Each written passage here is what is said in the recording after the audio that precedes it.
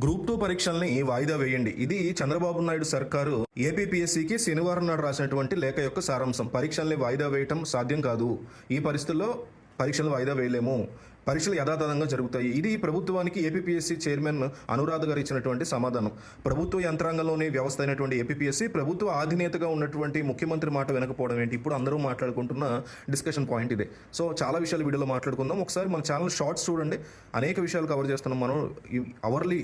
నిజానికి పావుగంట కూడా ఇంట్రెస్టింగ్ టాపిక్స్ మనం షార్ట్స్లో కవర్ చేస్తున్నాం. ఒకసారి చెక్ చేయండి షార్ట్స్.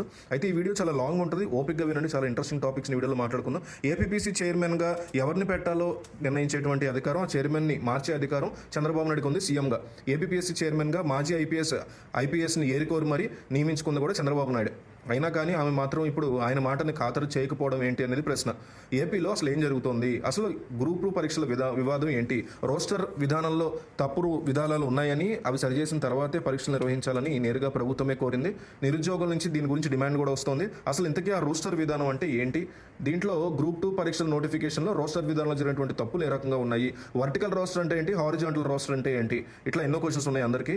ఏపీ చైర్మన్ అనురాధ గారి యొక్క బ్యాక్గ్రౌండ్ ఏంటి? ఏపీ విభజన తర్వాత ఏపీ ఇంటెలిజెన్స్ చీఫ్గా ఉన్నటువంటి ఆమెని చంద్రబాబు ఎందుకు తొలగించారు? ఆమె ప్లేస్లో ఏబీ వెంకటేశ్వరరావుని ఆయన ఎందుకు నియమించాల్సి వచ్చింది అప్పట్లో? ఇలాంటి అనేక టాపిక్స్ని ఈ వీడియోలో మనం క్లియర్గా డిస్కస్ చేస్తున్నాం. సో వీడియో లాస్ట్ దాకా కాస్త ఓపెన్గా చూడండి, ఓపిక్గా చూడండి, ఆఖరి దాకా చూడండి. ముందుగా గ్రూప్ 2 వివరాలు, గ్రూప్ 2కి సంబంధించినటువంటి వివాదం ఏంటి అనేది మనం చూద్దాం. ప్రతి ఏడాది కూడా జాబ్ క్యాలెండర్ ఇస్తాము. అలాగే ప్రతి ఏడాది కూడా ప్రభుత్వానికి సంబంధించిన ఏదో ఒక పరీక్షల్ని నియమిస్తాము. ఆ రోజు ఖచ్చితంగా ప్రతి ఏడాదిలో ఒక రోజు దీనికి సంబంధించి జాబ్ క్యాలెండర్ ఇస్తాము. అట్లాగే ప్రతి ఏడాది కూడా ప్రభుత్వానికి సంబంధించిన ఎగ్జామ్స్ పెడతాం అంటూ ప్రతి పార్టీ కూడా ఎన్నికల్లో ఏదో ఒక హామీలు ఇస్తూ ఉన్నాయి. సో ఆ తర్వాత అధికారంలోకి వచ్చిన తర్వాత మాత్రం ఆ హామీలు గాలికి వదిలేలోనే జరుగుతూనే ఉంది. సో కాంగ్రెస్ పార్టీ కావచ్చు, బీజేపీ కావచ్చు, టీడీపీ కావచ్చు, వైసీపీ కావచ్చు, TRS, Janasena, any party, TRS అయినా ఏదైనా సరే అధికారంలోకి వచ్చిన తర్వాత మాత్రం ఇదే తీరు. అంతిమంగా మాత్రం మోసపోతుంది, దగాబడుతుంది మాత్రం నిరుద్యోగులనే చెప్పుకోవాలి. ఎన్నికలు మరో 6 నెలలు ఉన్నాయి అనగానే ప్రభుత్వ ఉద్యోగాలకి నోటిఫికేషన్ ఇచ్చేటువంటి ప్రతి పార్టీ కూడా ఈ విషయంలో దోషం చెప్పుకోవాలి. ప్రస్తుతం గ్రూప్ 2 పరీక్షల వివాదం మొట్టమొదటి దోషి వైసీపీ అయితే ప్రస్తుతం కూటమి సర్కారు కూడా ఆ పాపాన్ని దోషిగా మూతగట్టుకుంటుంది. ఏపీలో సార్వత్రిక ఎన్నికల్లో 6 నెలలు జరుగుతాయనగా అప్పటి జగన్ సర్కారు 899 గ్రూప్ 2 ఉద్యోగాలకి నోటిఫికేషన్ జారీ చేసింది. 2023 సంవత్సరం డిసెంబర్ 7వ తారీఖున అప్పటి జగన్మోహన్ రెడ్డి సర్కారు ఈ నోటిఫికేషన్ని జారీ చేసింది. 2024 సంవత్సరం ఫిబ్రవరి నెలలో దీనికి సంబంధించిన ప్రిలిమ్స్ పరీక్షలను కూడా నిర్వహించింది. గ్రూప్ 2 ఉద్యోగాలను మొత్తం 3 దశల్లో నిర్వహిస్తారు. మొదటిది అర్హత కలిగినటువంటి నిరుద్యోగులందరికీ ప్రిలిమ్స్ పరీక్షలను నిర్వహిస్తారు. ప్రిలిమ్స్ పరీక్షల్లో క్వాలిఫై అయిన వారికి మెయిన్స్ పరీక్షలు పెడతారు. మెయిన్స్లో కూడా క్వాలిఫై అయిన వారికి కంప్యూటర్ ప్రొఫిషియన్సీ టెస్ట్ నిర్వహించి ఫైనల్గా ఉద్యోగాలకు సెలెక్ట్ అయిన వారిని ప్రకటిస్తారు. 2024 సంవత్సరం ఫిబ్రవరి నెలలో ప్రిలిమ్స్ పరీక్షలు రాస్తే ఆ పరీక్షల్లో 92,250 మంది క్వాలిఫై అయ్యారు. అయితే ఏపీలో సార్వత్రిక ఎన్నికలు ఉండడం వల్ల వెంటనే మెయిన్స్ పరీక్షలు జరగడం కుదరలేదు. దాంతో జగన్ సర్కార్ వెళ్ళిపోయి కూటమి సర్కార్ వచ్చింది. తర్వాత కూడా రకరకాల కారణాల వల్ల మెయిన్స్ పరీక్షలు వాయిదా పడుతూ వచ్చాయి. 2025 సంవత్సరం ఫిబ్రవరి 23న ఇవి జరుగుతాయి అని గత ఏడాది నవంబర్లోనే, అంటే నవంబర్ 12న హైకోర్టుల ఆదేశాల మేరకు ఏపీపీఎస్సీ ఒక ప్రకటన కూడా చేసింది. నిజానికి షెడ్యూల్ ప్రకారం గ్రూప్ 2 మెయిన్స్ పరీక్షల్లో జనవరి 5వ తారీఖు జరగాల్సి ఉంది. కానీ ప్రిపరేషన్కి టైం సరిపోదు కాబట్టి, సిలబస్లో కూడా మార్పులు జరిగాయి కాబట్టి అభ్యర్థులు కోరడంతో ఫిబ్రవరి 23కి ఆ పరీక్షల్ని పోస్ట్పోన్ చేసింది ఏపీపీఎస్సీ. సో అంటే రీసెంట్గా మొన్న 23వ తారీఖున దీన్ని నిర్వహించారు నిన్న. అయితే ఈ పోస్టుల విషయంలో ఇంత రచ్చ జరగడానికి కారణం ఏంటి అంటే ప్రధానంగా రెండు అంశాల గురించి మనం ఇక్కడ చెప్పుకోవాలి. ఏ ఉద్యోగ నియామక పరీక్ష అయినా సరే ఎన్ని పోస్టులు ఉన్నాయి, ఆ పోస్టులో ఓపెన్ కేటగిరీలో ఎన్ని పోస్టులు, కేటగిరీల వారీగా రిజర్వేషన్ల కింద ఎన్ని పోస్టులు ఉన్నాయి, దివ్యాంగులకు ఎన్ని, మహిళలకు ఎన్ని పోస్టులు అంటూ జిల్లాల వారీగా కూడా పోస్టుల లెక్కల్ని ప్రకటించాల్సి ఉంటుంది. దీన్ని రోస్టర్ విధానం అని పిలుస్తారు. ఈ రోస్టర్ విధానంలో 2 రకాలు ఉన్నాయి. ఒకటి వర్టికల్ రోస్టర్ విధానం, రెండోది హారిజాంటల్ రోస్టర్ విధానం. ఈ 2 రకాల విధానాల్లో కూడా ఉన్న తేడాల వల్లే నిరుద్యోగులు ఇంత రచ్చ చేస్తున్నారు అనమాట. ముందుగా వర్టికల్ రోస్టర్ గురించి మనం చూద్దాం. దీన్ని నిలువు కోత రిజర్వేషన్ లేదా సాధారణ రిజర్వేషన్ అంటారు. ఉదాహరణకి 150 ఉద్యోగాలు ఉన్నాయనుకోండి, వాటిల్లో ఒక 50 ఉద్యోగాల్ని ఓపెన్ కేటగిరీ కింద పక్కన పెడతారు. మిగిలిన 100 ఉద్యోగాల్లో 33% రిజర్వేషన్ల కింద మహిళలకి ప్రత్యేకంగా 33 ఉద్యోగాలు తీసి పక్కన పెడతారు. సో అవి వారికి మాత్రమే ఇస్తారు. సో మిగిలిన 67 ఉద్యోగాలని స్పోర్ట్స్ కేటగిరీ, దివ్యాంగుల category, SC category, ST category, BC category, EWS category అంటూ వివిధ వర్గాలకి డివైడ్ చేస్తారు వీటిని. ఇందులో తప్పే ఉంది, అంతా కరెక్ట్గానే ఉంది కదా అంటారేమో. అదే పాయింట్ చెప్పబోతున్నా. 33% ఉద్యోగాలని మహిళలకు ప్రత్యేకంగా తీసి పెట్టారు కదా, అవి కాకుండా మళ్ళీ మిగిలినటువంటి 67% ఉద్యోగాల్లో వివిధ వర్గాలకు కేటాయించినటువంటి ఉద్యోగాల నుంచి కూడా 33% ఉద్యోగాల్ని మహిళలకి, దివ్యాంగులకి, ఎక్స్ సర్వీస్ మ్యాన్ కేటగిరీ వారికి ఇవ్వాల్సి ఉంటుంది. అంటే ఉదాహరణకి 67 ఉద్యోగాల్లో ఒక 10 ఉద్యోగాలు ఎస్సీ కేటగిరీ వరకు ఉన్నాయనుకోండి, అందులో మళ్ళీ ఒక 3 నుంచి 4 ఉద్యోగాలు ఎస్సీ మహిళలకు మాత్రమే ఇవ్వాల్సి ఉంటుంది. ఇలా జనరల్ మహిళ, ఎస్సీ మహిళ, ఎస్టీ మహిళ, బీసీ మహిళ, డిసేబుల్డ్లో మళ్ళీ మహిళ, అట్లా ఈడబ్ల్యూఎస్ జనరల్లో మళ్ళీ ఉమెన్, అట్లా ఉద్యోగాల లెక్కల్ని ఇలా కోతకు వస్తారు. సో ఇలా మహిళలకు ఉన్నటువంటి ఉద్యోగాల్లో దాదాపు 60% ఉద్యోగాలు లభించేటువంటి పరిస్థితి ఉంది. మిగిలినటువంటి 40% ఉద్యోగాలు మాత్రమే పురుషులకు దక్కుతాయి. ఇది వర్టికల్ రోస్టర్ విధానం అంటారు. ఈ విధానంలో పురుషులకి తీవ్ర అన్యాయం అయితే ఖచ్చితంగా జరుగుతోంది. ఈ విషయంలో చాలా రచ్చ జరగడంతో, నిరుద్యోగులు ఆందోళన చేయడంతో, కోర్టులకు వెళ్లి పోరాటాలు చేయడంతో సుప్రీంకోర్టు కూడా రియాక్ట్ అవ్వాల్సినటువంటి పరిస్థితి. ఈ రోస్టర్ విధానం సరిగ్గా లేదని, అర్హులకు న్యాయం చేసినటువంటి బాధ్యత ఆ ప్రభుత్వాల మీద ఉందని క్లారిటీ ఇచ్చింది. 2023 సంవత్సరం ఆగస్టు 2వ తారీఖున ఆంధ్రప్రదేశ్ ప్రభుత్వం జివో నెంబర్ 77 జారీ చేసింది. ఈ వర్టికల్ విధానాన్ని రద్దు చేస్తూ హారిజాంటల్ రోస్టర్ విధానాన్ని అమలు చేయడం కోసం ఆ జివోలో స్పష్టంగా పేర్కొంది. ఆ లెక్క ప్రకారం ఏంటంటే మొత్తం పోస్టుల్లో అన్ని కేటగిరీలో కలిపి, అన్ని రిజర్వేషన్లో కలిపి 33% మేర ఉద్యోగాలను మహిళలకి కేటాయించాల్సి ఉంటుంది. మిగిలినటువంటి పోస్టుల్లో మాత్రం పురుషులను తీసుకుంటారు. అదే సమయంలో ఓపెన్ కేటగిరీ పోస్టుల్లో మాత్రం పురుషులతో మహిళా అభ్యర్థులు పోటీ పడతారు.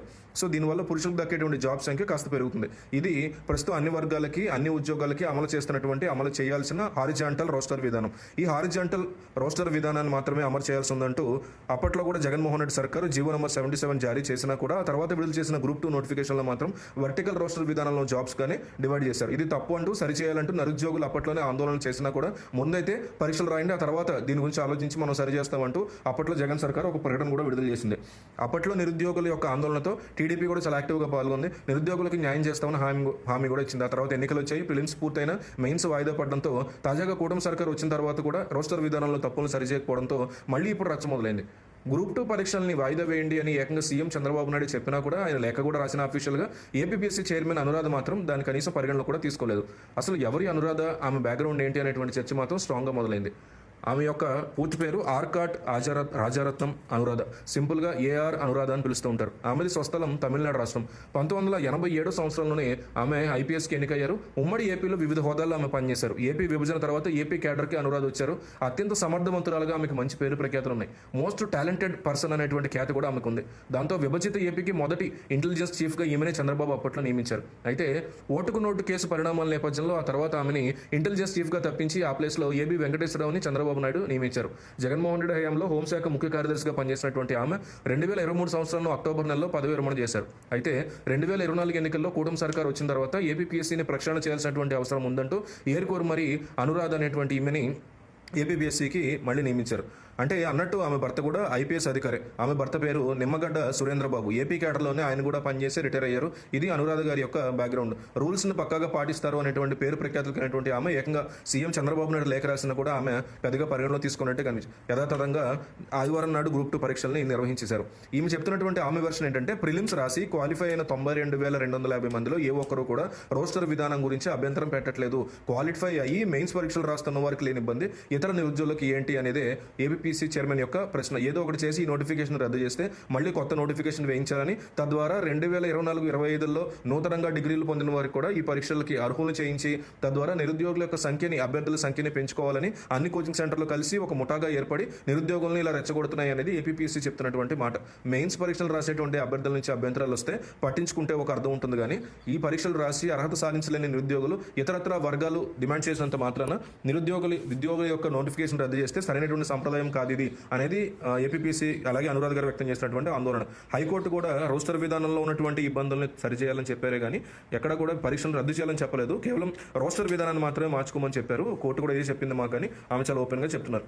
సో ఇప్పుడు ఉన్నటువంటి పరీక్షలను రద్దు చేస్తే ప్రిలిమ్స్లో కష్టపడి చదివి ఉత్తీర్ణత సాధించినటువంటి 92,250 మంది నిరుద్యోగుల మాట ఏంటి, వారికి ఎలా న్యాయం చేసిన వాళ్ళు అవుతాము అని ఏపీపీఎస్సీ యొక్క వెర్షన్. ఇకపోతే రాష్ట్ర ప్రభుత్వానికి కూడా ఇందులో ఒక సమస్య వచ్చి పడింది. నిరుద్యోగుల యొక్క ఒత్తిళ్ల మేరకు సీఎం చంద్రబాబు ఏపీపీఎస్సీ చైర్మన్ అనురాధకి ఒక లేఖనైతే రాశారు, కానీ రాష్ట్ర ప్రభుత్వం చెప్పిందని ఆమె పరీక్షలు కనుక ఆపేస్తే ఎన్నికల ప్రవర్తన నియమావళిని ఉల్లంఘించినట్టు అయ్యేది. ప్రస్తుతం ఎమ్మెల్సీ ఎన్నికల వల్ల ఎన్నికలు కూడా అనేది అమల్లో ఉంది. ఆయా పార్టీల యొక్క అభ్యర్థులు కూడా బరిలో ఉన్నారు. సో చంద్రబాబు చెప్పారని ఈ పరీక్షలను కనుక ఆపేస్తే అది కాస్త ఈ ఎన్నికల్లో ఓట్లు వేసినటువంటి లక్షలాది మంది గ్రాడ్యుయేట్లను ప్రభావితం చేసేటువంటి అవకాశం కూడా ఉంటుంది. మొత్తం ఎన్నికలు కూడా రద్దు చేసేటువంటి అవకాశాలు ఉంటాయి అనేటువంటి కర్ర విరగకుండా పాము చావకూడదు అన్నట్టుగా ఈ పరీక్ష పరీక్షల్ని వాయిదా వేసేందుకు మేము ప్రయత్నించాము అనేది చూపించుకుంటూనే ఆ పరీక్షల విషయంలో జరగాల్సింది జరిగేట్టుగా ఏపీ సర్కార్ వ్యూహాత్మకంగా పావులు కదిపింది అనేది అయితే చాలా క్లియర్గా అర్థమవుతుంది. ఈ గ్రూప్ 2 పరీక్షల విషయంలో చివరికి ఏం జరుగుతుంది అనేది మనం మార్చ్ నెలలో కానీ హైకోర్టు ఇచ్చేటువంటి తీర్పు బట్టి ఆధారపడి ఉంటుంది. సో ఇది మనం చాలా లాంగ్గా మాట్లాడాలనుకున్నటువంటి టాపిక్. కామెంట్ చేయండి మీకు ఉన్నటువంటి ఇన్ఫర్మేషన్ దీనికి సంబంధించి. మన ఛానల్లో ఒకసారి మీరు షార్ట్స్ చూడండి, అనేక రకాల విషయాలు మనం షార్ట్స్లో కవర్ చేస్తున్నాం. సో షార్ట్స్ చూసి మన ఛానల్ సబ్స్క్రైబ్ చేసుకోండి.